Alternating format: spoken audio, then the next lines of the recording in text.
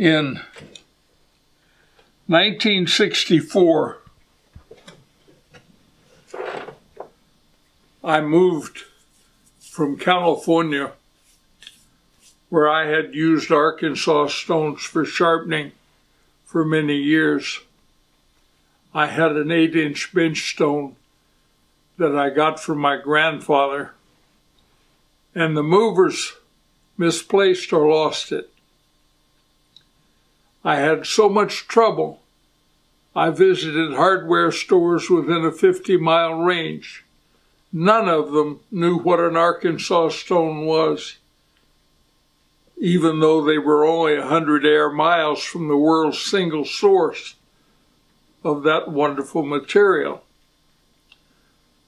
Finally, I went to Hot Springs, found a small company cutting Arkansas stones,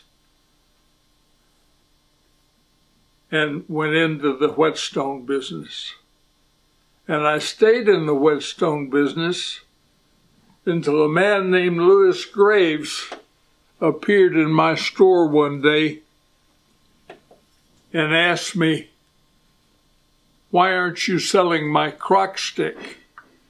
which was his trademark for his invention of a wooden base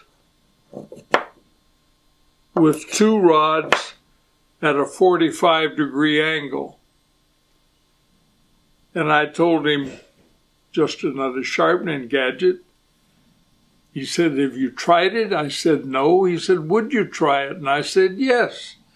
And he brought it in, and I explained to him why I didn't like a 45-degree angle, which is a perfect angle for sharpening a cold chisel. And he agreed to make them for me with a 30-degree angle, which is suitable for general knife work. And we sold that for many years until he sold his business to a man whose reputation I did not like. And from that point, I made my own ceramic sharpener.